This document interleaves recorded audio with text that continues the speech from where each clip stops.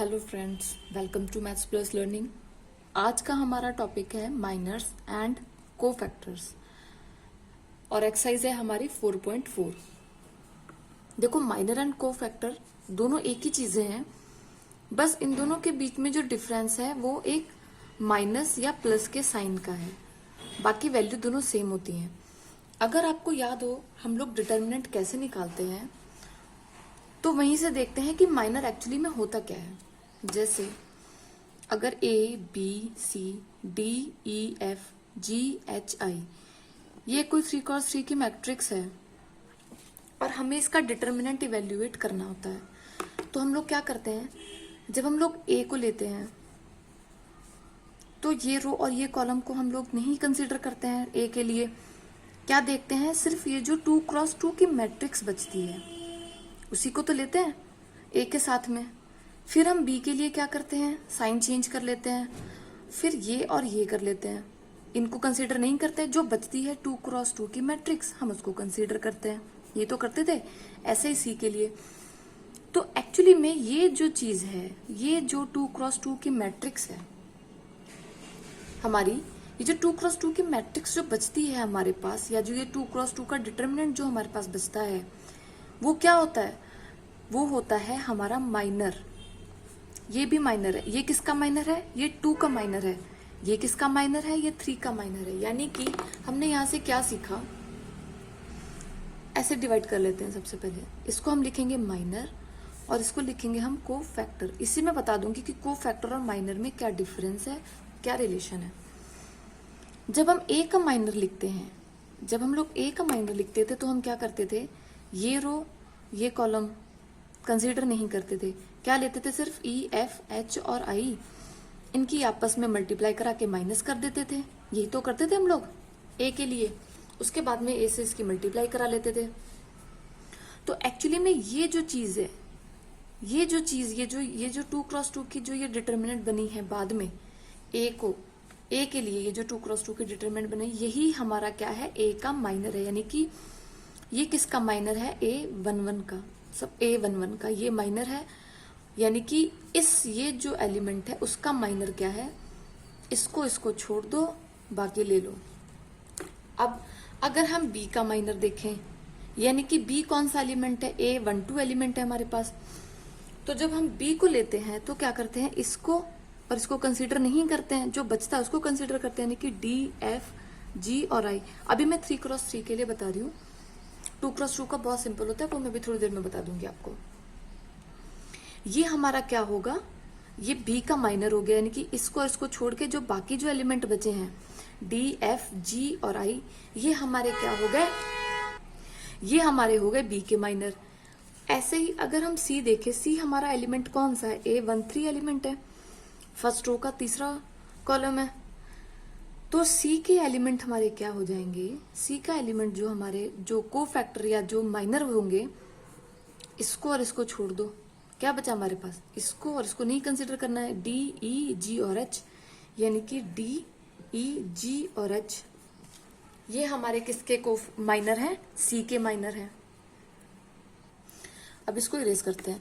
अब देखते हैं, अगर हम लोग सेकंड रो लेते हैं, यानी कि इस वाली रो में डी हमारा कौन सा एलिमेंट हो गया। अच्छा, एक चीज और देख लो, इसका रिप्रेजेंटेशन, इसको रिप्रेजेंट हम लोग करते हैं, हम लोगों ने, ये सिर्फ हमारे माइनर्स है ना, तो हम लोग इसको रिप्रेजेंट करेंगे M12 के साथ में।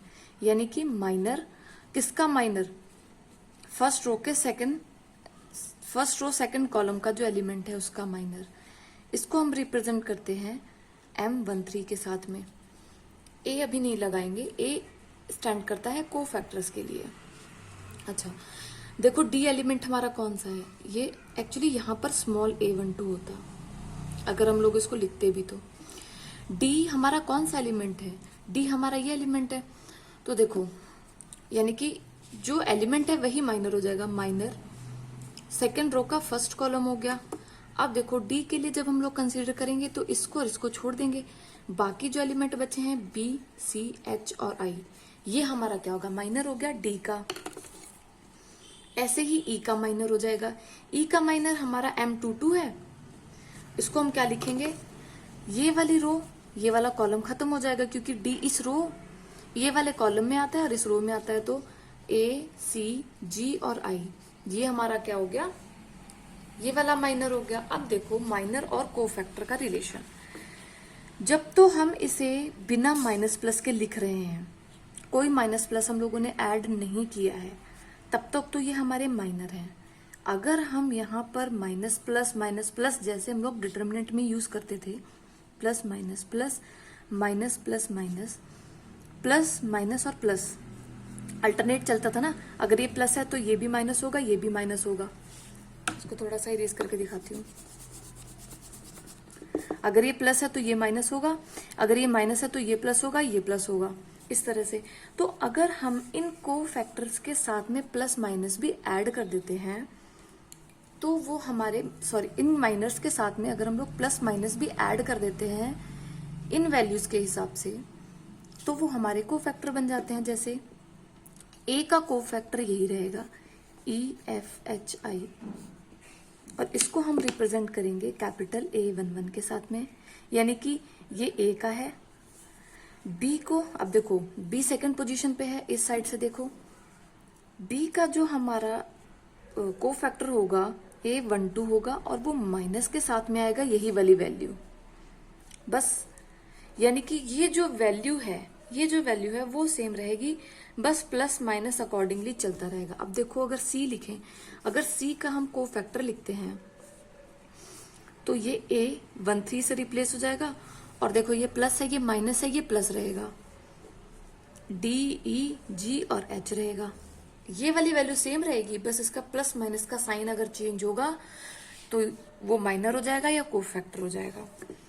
अब देखो D क्या हो जाएगा हमारा A21। अब देखो D हमारा क्या है, ये प्लस है, ये माइनस है, माइनस लगा देंगे यहाँ पे। B C H और I ये हमारा क्या होगा, D का कोफैक्टर हो गया। वैल्यू वही है, बस माइनस आ गया यहाँ पे, ये भी वैल्यू वही है, बस माइनस आ गया यहाँ पे। अकॉर्डिंग एज की ये डिटर्मिनेंट में कौन सी वैल्यू पर सिचुएटेड है, ये माइनस होगा, ये माइनस होगा, ये माइनस होगा और ये माइनस होगा, इनके कोफैक्टर्स माइनस होंगे।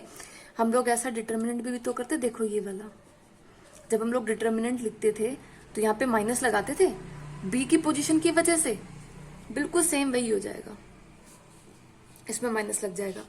अब देखो अगर मैं इसका कोफैक्टर लिखूं एच का, अगर मैं एच का कोफैक्टर लिखती हूँ तो एच मेरा कौन सी पोजीशन पर है, एच है थर्ड रो का दूसरा एलिमेंट, यानी कि थर्ड रो है, सेकंड कॉलम है।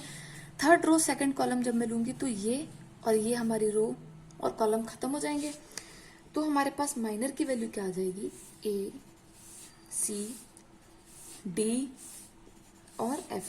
यहां पर प्लस माइनस नहीं करना है, इन वैल्यूज में प्लस माइनस नहीं होगा, सिर्फ इनके जो रिजल्टेंट आएगा उसमें प्लस माइनस होगा। अब देखो अगर H ये है तो H का हमारा कोफैक्टर क्या हो जाएगा, H का कोफैक्टर हो जाएगा A32।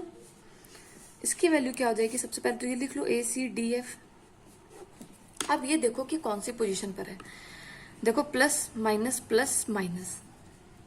माइनस लग जाएगा, नहीं तो जैसा आपकी बुक में दे रखा है कि I plus J to the power -1 to the power I plus J, आप उससे भी याद रख सकते हो। लेकिन ये थोड़ा कैलकुलेटिव मेथड है कि आपको लिख के करना पड़ेगा, ये आपको सिर्फ समझ के करना है, और बस आपको प्लस माइनस प्लस का ध्यान रखना है। जो भी ये प्लस माइनस होंगे उनके अकॉर्डिंग इनके कोफैक्टर चेंज हो जाएंगे, लेकिन माइनर में कोई। देखते हैं एक्सरसाइज 4.4 के क्वेश्चंस, और यहीं से भी आपको और अच्छे से क्लियर होगा माइनर्स और कोफैक्टर्स के बीच का रिलेशन और डिफरेंस। देखो हमें माइनर और कोफैक्टर निकालने हैं इस डिटर्मिनेंट के। ये कौन सा है, 2x2 का डिटर्मिनेंट है। अगर हम इसका माइनर लिखेंगे, यानी कि हम लिखेंगे माइनर 1 तो ये रो और ये कॉलम खत्म हो जाएगा, तो इसका तो बहुत सिंपल है, तो बचेगा क्या 3। उसमें तुम लोगों को 3x3 वाले में तो हमको अभी इसको इवेल्युएट करना था, तो ये जाता है माइनस का AF और माइनस का प्लस CD हो जाता इसका माइनर। यहाँ पर तो सिंपल सा ही, बस इसको और इसको हटा देना है, जो बचेगा वो इसका माइनर है 3। इसका माइनर क्या हो जाएगा, ये फर्स्ट रो का सेकंड कॉलम है तो इसका माइनर हो जाएगा। इसके लिए हम क्या करेंगे, ये और ये खत्म हो जाएंगे, इसका तो 0 हो गया। इसका माइनर देखते हैं, A21 का माइनर हमारा क्या हो जाएगा, ये और ये खत्म हो जाएगा, -4 हो जाएगा। और इसका क्या हो जाएगा, A22 का 2, क्योंकि ये और ये खत्म हो जाएंगे। यानी कि इसमें क्या होता है कि वैल्यूज आपस में इंटरचेंज हो जाती हैं। क्या होता है 2 क्रॉस 2 में इसका माइनर ये आ जाएगा, इसका माइनर ये आ जाएगा, इसका माइनर ये आ जाएगा, इसका माइनर ये आ जाएगा। माइनर बोला सिर्फ, ये तो हमारे थे क्या माइनर्स। अब देखो कोफैक्टर्स देखते हैं। देखो A11, A12, A21 और A22, बस हमें ये देखना है कि इनके क्या साइन रहेंगे। प्लस तो इसका भी प्लस, ये हो जाएगा माइनस, क्योंकि ये प्लस है, फिर ये माइनस और ये माइनस और ये प्लस, तो ये हो जाएगा। अब 0 के सामने चाहे माइनस लगाओ और चाहे लगाओ प्लस, 0 रहेगा। A21, अब देखो इसका, ये तो माइनस है ना खुद में, तो खुद का एक माइनस और एक ये -4 का -4 हो गया। ये प्लस रहेगा, यानी कि ये भी प्लस रहेगा, ये प्लस रहेगा। देखो ऐसे कर लो, चाहे तो ये प्लस, ये माइनस और ये प्लस, तो इसका आंसर भी प्लस, यानी कि 2। बस यही हमारा आंसर है। क्या करा हम लोगों ने, माइनर के सामने प्लस माइनस उसकी पोजीशन के अकॉर्डिंग लगा दिया और वही हमारा आंसर हो गया। अब देखो क्वेश्चन नंबर फर्स्ट का सेकंड पार्ट, इसमें भी हमें ए का माइनर निकालना है। क्या करेंगे, इसको और इसको हटा देंगे, बचेगा हमारे पास सिर्फ डी। सी है, सी का बी हो जाएगा, इंटरचेंज है, ऐसे ही करके देख लो। इसका हो जाएगा सी और इसका हो जाएगा डी। भाई इसको और इसको हटा देंगे तो ए बचेगा, सॉरी ए।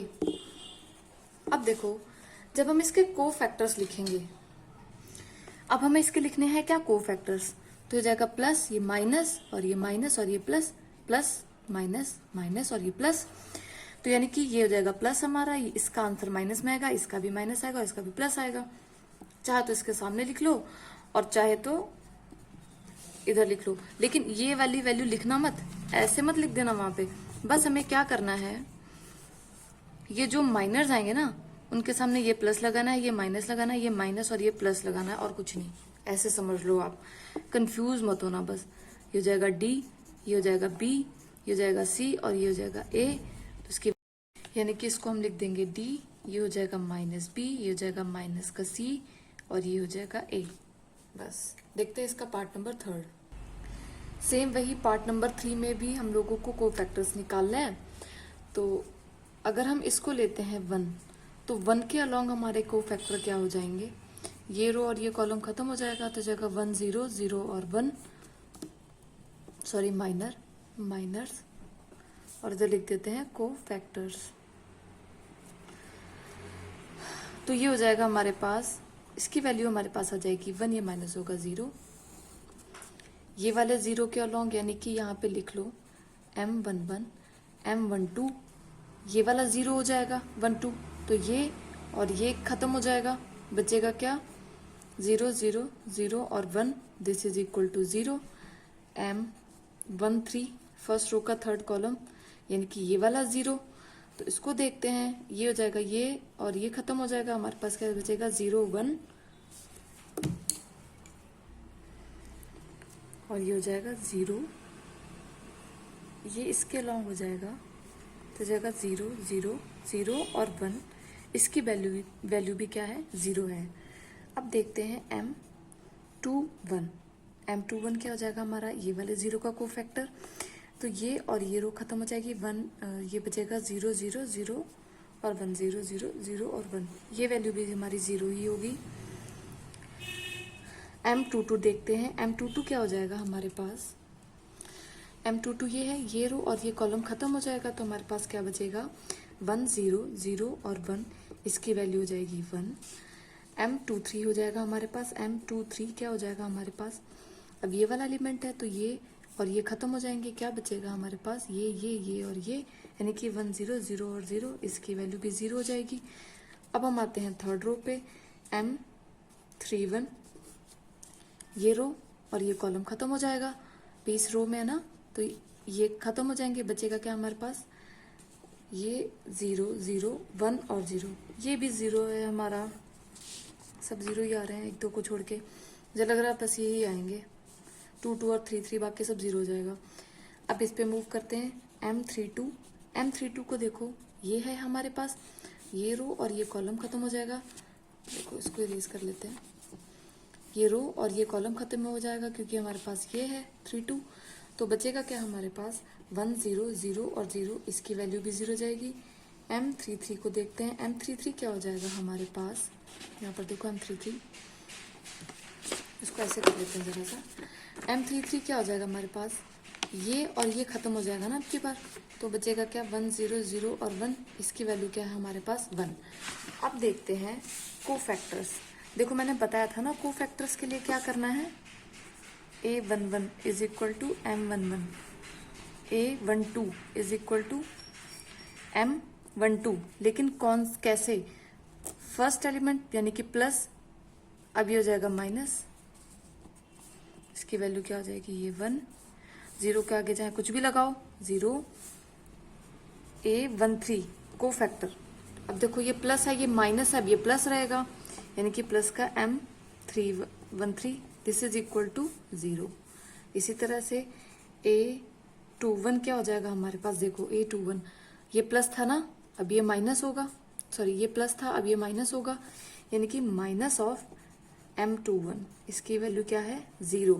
इसी तरह से जब हम लिखेंगे A22 हमारा 1 रहेगा क्योंकि पॉजिटिव होगा, A23 हमारा 0 हो जाएगा, A31 हमारे पास हो जाएगा 0, A32 हमारे पास 0 और A33, देखो प्लस माइनस प्लस, अब ये माइनस और ये प्लस, यानी कि ये प्लस ही रहेगा 1, यही हमारा आंसर है।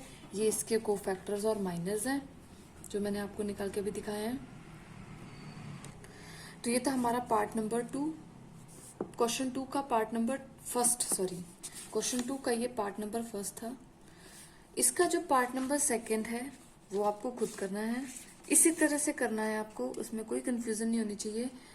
हम देखते हैं अब क्वेश्चन नंबर 3।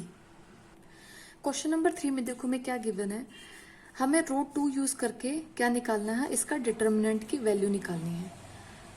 वैसे तो हम लोग चाहे रो फर्स्ट ले, चाहे सेकंड कॉलम ले, चाहे सेकंड रो ले, कोई फर्क नहीं पड़ता, लेकिन इसमें हमें गिवन है कि हमें सेकंड रो ही यूज करनी है। That means you have to use only the second row. तो सेकंड रो पे चलते हैं, देखो प्लस, अब ये माइनस, ये प्लस और ये माइनस, बस -2, यानी कि -2 के साथ में कुछ आएगा, 0 के साथ में कुछ आएगा और -1 के साथ में कुछ आएगा, यानी कि यहाँ पर क्या आएंगे, इसके कोफैक्टर्स आएंगे या इसके माइनर आएंगे। ठीक है, अब देखो -2, जब हम, अब इसको इरेज कर देते हैं, हम लोगों ने माइनस प्लस यूज कर लिया, चलो यहाँ पे लिख लेते हैं माइनस। जब हम 2 को लेंगे तो ये रो और ये कॉलम खत्म हो जाएगा, बचेगा क्या हमारे पास 3 8 2 और 3। जब हम 0 को लेंगे तब ये और ये खत्म हो जाएगा, बचेगा क्या हमारे पास 5 8 1 और 3। कुछ भी हो लेकिन ये तो 0 हो ही जाएगा। अब जब हम लोगों ने 1 लिया है, यानी कि ये रो और ये कॉलम खत्म हो जाएगा, तो हमारे पास बचेगा 5 3 1 और 2। बस इनको इवेल्युएट कर लेना है और हमारा आंसर आ जाएगा। देखते हैं, देखो this is equal to minus का 2 मल्टीप्लाई होगा किसके साथ में, 9 माइनस 16 प्लस 0, माइनस के 1 की मल्टीप्लीकेशन किसके साथ में होगी, 10 माइनस 3। ये हो जाएगा हमारे पास -2 इंटू मल्टीप्लीकेशन होगा इसका -7 के साथ में, और -1 का मल्टीप्लीकेशन होगा यहाँ पे 7 के साथ में। This is equal to minus, I think sorry, plus का 14 minus 7, this is equal to 7। इस डिटर्मिनेंट की वैल्यू क्या है हमारी, 7 है। यानी कि क्वेश्चन नंबर 3 का जो आंसर जो हम लोगों ने यूज करके निकाला है दैट इज 7। मैंने पहले ही बताया था आपको कि जब भी हम किसी डिटर्मिनेंट को निकालते हैं तो उस जो एक हम लोग एलिमेंट लेते हैं उसके साथ जो मल्टीप्लाई में 2x2 की जो मैट्रिक्स या डिटर्मिनेंट लिखते हैं, हम लोग 2x2 का जो डिटर्मिनेंट लिखते हैं वो हमारा क्या होता है, उसको हम कोफैक्टर या माइनर्स भी बोल सकते हैं। अगर यहाँ पे हम प्लस माइनस ना यूज करते तो ये हमारे माइनर हो जाते, और अब लोगों ने प्लस माइनस यूज कर लिया तो ये हमारे कोफैक्टर हो गए। बस देखते हैं क्वेश्चन नंबर 4। देखो क्वेश्चन नंबर 3 में हमें क्या गिवन है, हमें क्या करना है, डिटर्मिनेंट की वैल्यू इवेल्युएट करनी है किसके अलोंग, देखो 3rd कॉलम के अलोंग, यानी कि ये वाला जो अब मैं कॉलम लिख रही हूँ ये तो हमारा 3rd कॉलम है, ये तो हमारा 3rd कॉलम है, 1st column, 2nd column, 3rd column, यानी कि इसके अलोंग अब हम लोगों को इसकी वैल्यू इवेल्युएट करनी है डिटर्मिनेंट की। अब देखो वही सेम प्रोसेस, अगर ये प्लस है तो ये माइनस होगा, ये प्लस होगा, अगर ये प्लस है तो ये माइनस होगा और ये प्लस होगा, यानी कि अगर हम इसको लिखें तो हो जाएगा YZ की मल्टीप्लाई होगी इसके डिटर्मिनेंट यानी कि इसके कोफैक्टर के साथ में, माइनस ZX की मल्टीप्लाई होगी इसके कोई भी कोफैक्टर आएंगे उसके साथ में, और प्लस XY की मल्टीप्लाई होगी जो इसके कोफैक्टर आएंगे उसके साथ में। अब देखो जब हम लोगों ने YZ लिया है तो ये रो और ये कॉलम तो बिल्कुल ही खत्म कर दिया तो कभी यूज ही नहीं होगा, बस रो हमारी चेंज होंगी। ये कॉलम और ये रो जब खत्म हो गया तो हमारे पास क्या बचा, 1 1 Y और Z। जब हमने इसको लिया तो हमारी ये वाली रो अब आ गई वापस, ये खत्म हो गई, हमारे पास क्या बचा 1X 1 और Z। जब हमने इसको लिया तो ये रो और ये कॉलम तो खत्म है ही, हमारे पास क्या हो जाएगा 1X 1 और Y। बस इनकी वैल्यू को इवेल्युएट करके माइनस प्लस कर लेना है मल्टीप्लाई करके, and that will be your answer. तो देखते हैं, तो ये हमारे पास क्या हो जाएगा, YZ की मल्टीप्लाई होगी Z माइनस Y से, माइनस ZX की मल्टीप्लाई हो रही है Z माइनस X से, प्लस XY की मल्टीप्लाई हो रही है हमारी Y माइनस X के साथ। अब इसको हम लोग मल्टीप्लाई कर लेते हैं क्योंकि अभी तो हमें कुछ समझ आ ही नहीं रहा है क्या करना है। ये हमारा डिटर्मिनेंट है, ये जगह हमारा डिटर्मिनेंट, देखो इसकी वैल्यू हो जाएगी YZ² minus Y² Z minus Z² X plus ZX², ये हो जाएगा प्लस का XY, एक मिनट Z माइनस X, ठीक है, ये हो जाएगा XY² माइनस X² और Y। अब देखो इसमें से कुछ कैंसल आउट तो हो नहीं रहा है, नहीं। और एक और चीज देखो कि इसमें जो हमारा एक्स वाई और जेड है, अगर हम इसमें plus minus x y z और माइनस एक्स वाई जेड कर देंगे ना तो ये हमें एक रिलेशन दे सकता है। तो ऐसा करते हैं, अगर हम लोगों ने इसको इस तरह से लिखा है तो अब हम यहाँ से ऐसा कुछ कॉमन लें जो हमें कुछ कॉमन दे सके। जैसे अगर मैं ले लूँ एक्स कॉमन, ऐसे टर्म्स में से जहां पर x² हो तो ले लेते हैं।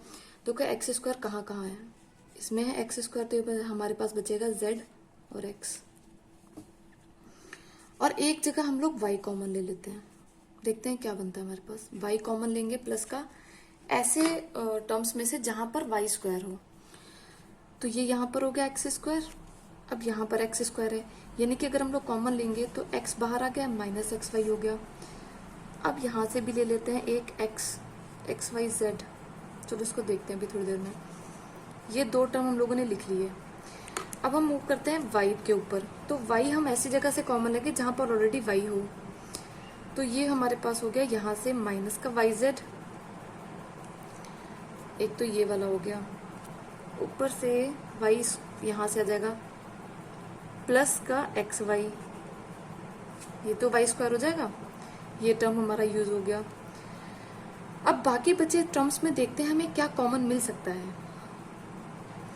और एक चीज देखो, ये देखो ये माइनस का Z² है ना, यहाँ पर आ जाएगा क्योंकि एक्सिस के साथ में है ही, और ये वाला Z हम लोग इसके साथ भेज देते हैं, यानी कि प्लस का Z² हो गया हमारे पास। अब देखो क्या कॉमन हो रहा है, Z² इसमें आ गया, XY x² हो गया। अब बस ये वाले टर्म्स बचे, तो इन दोनों को एडजस्ट करके ऐसे लिखना है कि हमें कुछ कॉमन मिल जाए इसमें से। अब देखो ये प्लस वाला टर्म इसके साथ अगर हम लिखते हैं तो ये हो जाएगा YZ, और ये माइनस का टर्म अगर हम इसके साथ लिखेंगे तो ये हो जाएगा माइनस का ZX। अब देखो ऐसा क्यों लिखा हम लोगों ने, क्योंकि हमें कॉमन चाहिए। ये माइनस, ये प्लस, ये माइनस का और ये प्लस का, तो ऐसा करते हैं यहाँ से एक माइनस कॉमन ले लेते हैं, यानी कि x की जगह पर zx minus x y minus z square plus y z minus y लिखेंगे। इसको हो जाएगा zx minus x y minus z square और प्लस का वाई जेड, वही सेम यहाँ पर आ गया। अब देखो इन दोनों में कॉमन है, x को छोड़कर यहाँ पर ऐसा करते हैं y और z को कॉमन लेते हैं यहाँ से, तो ये हो जाएगा हमारे पास। यहाँ से अगर हम z कॉमन लें तो z कॉमन लेते हैं तो हो जाएगा x और माइनस ये z, और y कॉमन लेते हैं अगर हम माइनस का, तो ये हो जाएगा हमारे पास, ये देखो z है और ये वाला x हो जाएगा x minus z minus y। अगर हम इसमें से कॉमन लेते हैं z, और हमें यही कॉमन लेना है, इसका मतलब यहाँ से अब z x माइनस जेड हो जाएगा, माइनस का वे हो जाएगा x माइनस जेड। अब देखो क्या बन रहा है, ये वाला इसके साथ लिख दो x माइनस वाई, इसको क्या लिखेंगे z माइनस वाई, और ये हो जाएगा x माइनस जेड। ये हमारे रिलेशन निकल के आई है, लेकिन आंसर में जो आपके रिलेशन दे रखा उसमें उन्होंने एक पैटर्न लिया है x y और z का, तो हम वैसे भी लिख सकते हैं x माइनस वाई। यहाँ से y अगर हम लोग कॉमन ले ले, माइनस अगर कॉमन ले ले तो z minus y minus z हो जाएगा, और यहाँ से अगर हम लोग दोबारा से माइनस कॉमन लेते तो ये प्लस हो जाएगा, ये हो जाएगा z minus x minus y minus z minus x. ये इस पैटर्न में आपका आंसर दे रखा है। Then this is your answer for question number 4। Moving on to question number 5। Question number 5 में हमें क्या करना है, हमें 4 ऑप्शंस दे रखे हैं, उनमें से हमें करेक्ट वैल्यू बतानी है। तो मैं पहले बता दूं करेक्ट वैल्यू हमारी डी है। कैसे? जब भी हम डिटर्मिनेंट को लिखते हैं, सपोज हमने फर्स्ट रो के अलोंग लिखा, तो हम क्या लिखते हैं a11 और इसका कोफैक्टर यानी कि a22, a23, a32 और a33, ये तो लिखते हैं। माइनस करते हैं हम लोग a12, फिर इसका लिखते हैं a21, a23, a31 और a33, इस तरह से लिखते हैं। और इस कोफैक्टर को या इस माइनर को हम क्या लिख देते हैं, a11 ही तो लिखते हैं इस माइनर को। जैसा कि आप देखो क्वेश्चन नंबर 2 में है मैंने करा हुआ, देखो जब हम लोगों ने इसके अलोंग निकाला था तो उस वैल्यू को क्या नाम दिया था, a11। यानी कि अगर हम फर्स्ट के अलोंग निकाल रहे हैं ना, अगर ये एलिमेंट 11 है यहाँ पर तो ये भी 11 ही होगा, अगर ये 12 है तो ये भी 12 ही होगा, और अगर ये 13 है तो ये a13 होगा। यानी कि जो एलिमेंट यहाँ पर aij जो भी होगा ना, वही कैपिटल aij होगा। ऐसा नहीं होगा aij ये लिखा है और इसको हम ji लिखते हैं, नहीं, कोफैक्टर्स और माइनर्स वही सेम होंगे और उनको भी हम वही लिखेंगे जो हम इस एलिमेंट को लिखेंगे। जैसे कि यहाँ पे माइनर देखो m11 है क्योंकि ये a11 का है, इसका है, और कैपिटल A है तो ये भी इसका है। इस तरह से क्या हो जाएगा, जो हमारा बेस्ट सूटेबल आंसर है, देखो ऑप्शन नंबर डी है, क्योंकि ऑप्शन नंबर में a11 है और a31 है, ये दोनों इक्वल नहीं है ना, सफिक्स कैंसिल हो गया ए ऑप्शन। बी ऑप्शन में देखो a11 है लेकिन ठीक है a12 है बट कैपिटल 21 है, यानी कि इसको इंटरचेंज कर दिया, ये भी हमारा कैंसिल हो गया। ऑप्शन नंबर सी देखो, ऑप्शन नंबर सी हमें क्या गिवन है, a21 है और a11 है, बिल्कुल गलत हो गया क्योंकि ये दोनों जो सफिक्स हैं ये दोनों सेम होने चाहिए। डी में देखो क्या है, a11 है, a11 है, a21 है, यानी कि इसके अलोंग है, उन्होंने फर्स्ट कॉलम के अलोंग ले लिया है। डजेंट मैटर, डिटर्मिनेंट की वैल्यू कभी चेंज नहीं होती है, मैंने आपको बताया था। तो ये भी 21 ही होना चाहिए और फिर ये a31 होना चाहिए, अगर ये है तो ये a31 होना चाहिए और ये कैपिटल A भी 31 ही होगा, तभी ये आंसर हमारा सही है। दैट मीन्स क्वेश्चन नंबर 5 का आंसर है हमारा option number D. That was your determinant में आपकी माइनर्स एंड कोफैक्टर्स की जो एक्सरसाइज थी, दैट वी हैव कंप्लीटेड। अब हम लोग देखेंगे इसके बाद में एडजॉइंट और इनवर्स ऑफ अ मैट्रिक्स। ये आपको मिलेगी नेक्स्ट वीडियो में। Till then bye bye, take care और अच्छे से पढ़िए। And yes of course, if you are new to this channel then do subscribe. और अगर आपने सब्सक्राइब किया हुआ है then please do like the video and share it with your friends. Thank you.